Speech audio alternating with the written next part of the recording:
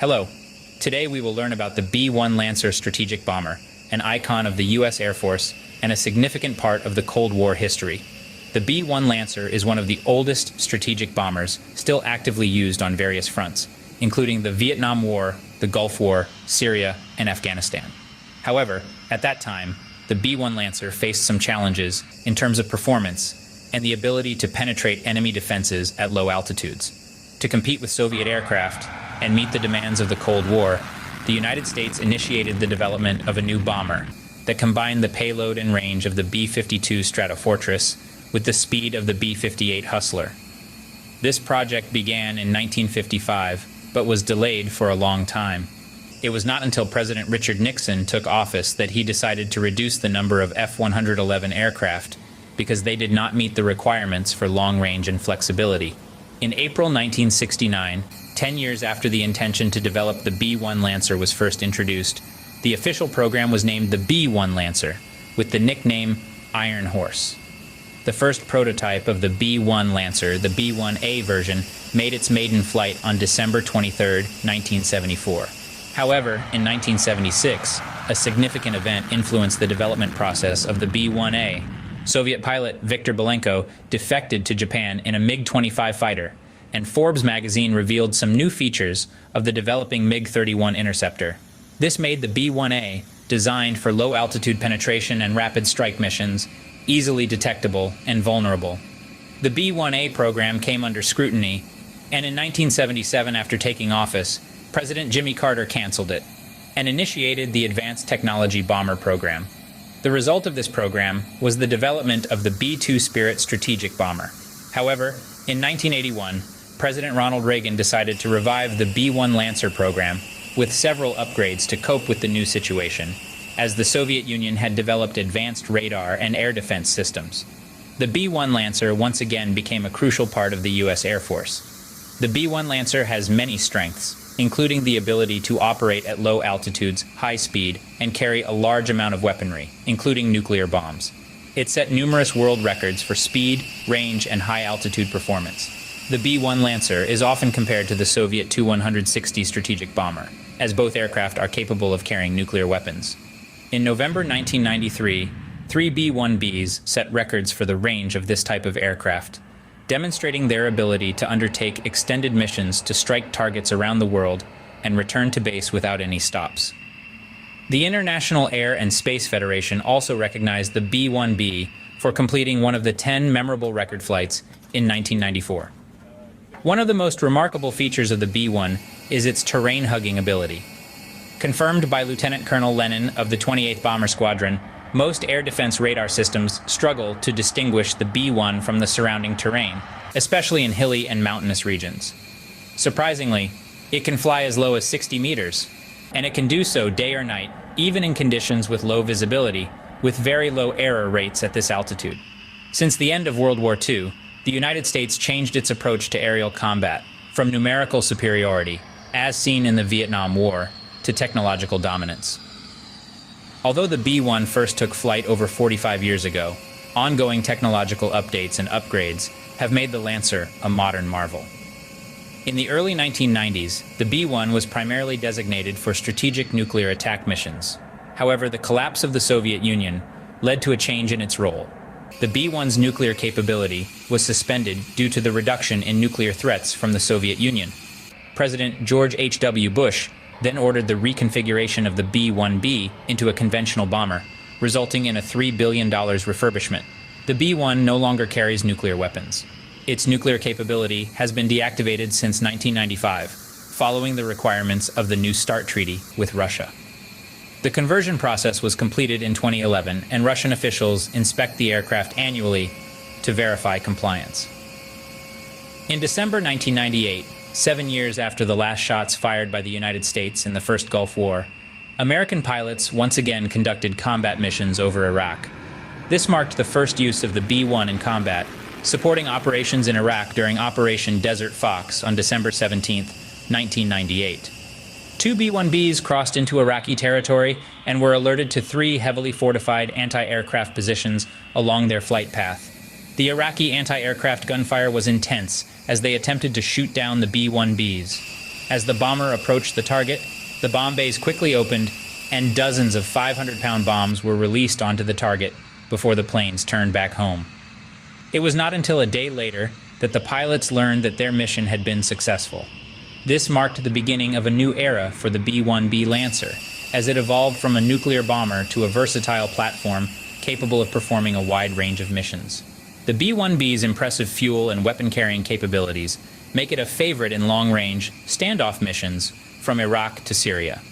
It can loiter over target areas for extended periods, providing real-time reconnaissance information for ground commanders and troops, while its advanced technology enables it to attack targets with pinpoint precision.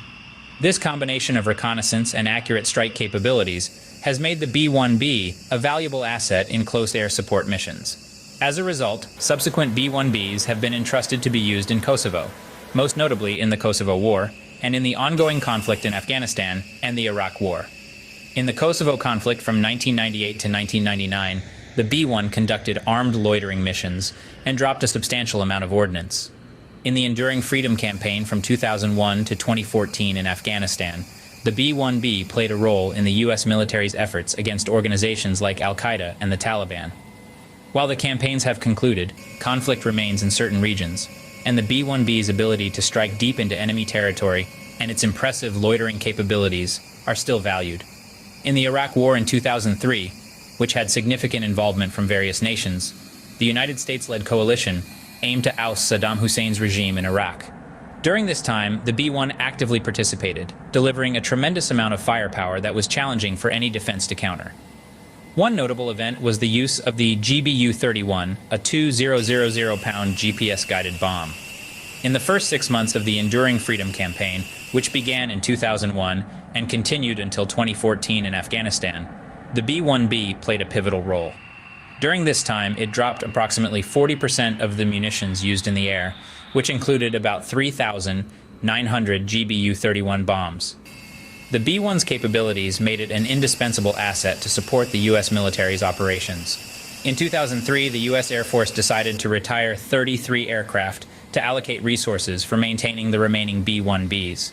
In 2004, a new funding bill called for some of the retired aircraft to return to service, and the U.S. Air Force brought back 7 B-1 bombers to increase the fleet to 67 aircraft. On July 14, 2007, the Associated Press reported an increased presence of the U.S. Air Force in Iraq, which included the reintroduction of B-1B bombers as a near support platform for the coalition's ground forces.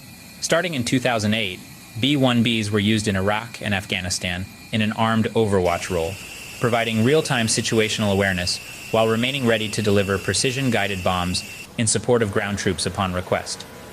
The B-1B also underwent a series of flight tests using a 50/50 mix of synthetic fuel and traditional petroleum. On March 19, 2008, a B-1B from Dyess Air Force Base, Texas, became the first U.S. Air Force aircraft to fly at supersonic speeds using synthetic fuel during a flight over Texas and New Mexico. This was conducted as part of the U.S. Air Force's testing and certification program to reduce dependence on traditional oil sources. In March 2011, B-1Bs from Ellsworth Air Force Base conducted strikes on undisclosed targets in Libya as part of Operation Odyssey Dawn. Due to security concerns, specific statistics and details were not publicly disclosed. Although upgraded, the B-1 still faces issues regarding maintenance and cost. The cost for repairs amounted to around 48.4 hours of repair time per flight hour, with a cost of approximately $63,000 per hour, still lower than the $7,000 for the B-52 and $135,000 for the B-2 Spirit. In June 2010, senior officials of the U.S. Air Force, USAF, met to consider retiring the entire fleet to meet budget cuts. The Pentagon plans to begin replacing these aircraft with the B-21 Raider after 2025. In August 2012, Bomber Task Force No. 9 returned from a 6-month deployment to Afghanistan, where they completed 770 sorties, the most of any B-1B squadron during a single deployment. The unit flew for 9,500 hours in total, maintaining at least one bomber airborne. They accounted for 25% of the total combat sorties across the nation during that period, and they responded to an average of 2 to 3 close air support requests each day. On September 4, 2013, a B-1B participated in a maritime strike exercise, using weapons such as the laser-guided JBL-54 bomb and the anti-ship missile AGM-158C LRSM. The exercise aimed to detect and engage small ship threats using weapons and tactics currently in use during counterland warfare. Starting from 2014, the B-1 began to be used against the Islamic State, IS, during the Syrian civil war. From August 2014 to January 2015, the B-1 accounted for 8% of all USAF sorties during the Operation Inherent Resolve, a campaign against the Islamic State. In July 2014, 9 B-1Bs were deployed to Qatar to support operations in Afghanistan. However, when the aerial campaign against the Islamic State began on August 8th, the aircraft were used in Iraq. The B-1B aircraft conducted 660 bomb drops over the span of just over 5 months, providing support to the Kurdish Peshmerga and the Iraqi army. Their missions made up approximately 1/3 of the total bombs dropped during that period, and it was estimated that these missions resulted in killing about 1,000 IS militants. Later, at the end of 2015, B-1Bs, along with bombers from Ellsworth Air Force Base in the U.S., were deployed to the Udeid Air Base in Qatar. During a 6-month deployment that ended in January 2016, they conducted 490 sorties against the IS.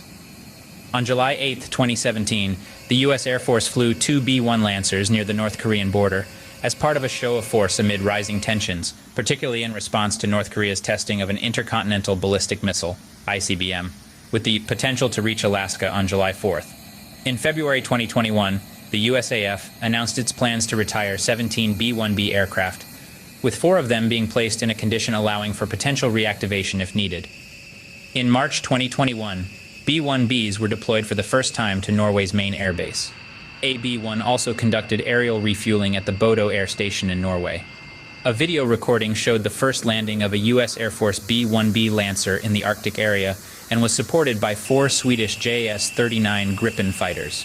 From 1984 to 2001, 10 B-1 aircraft were lost in accidents, resulting in the death of 17 crew members.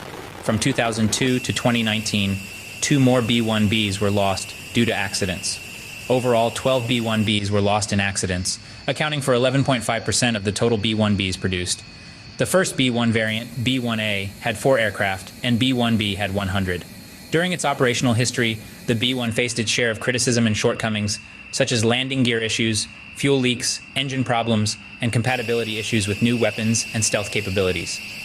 The B-1's stealth capabilities raised concerns, particularly within the U.S. military. However, given its substantial contributions to military operations, its shortcomings are viewed in perspective. While the U.S. Air Force has recently announced plans to retire the B-1, it is expected to continue serving until around 2040. Throughout its history, various U.S. presidents and military leaders have attempted to phase out the B-1 Lancer, but no one has been able to ground it. Nevertheless, the B-1 Lancer has become an extraordinary war machine, continuing to dominate the skies.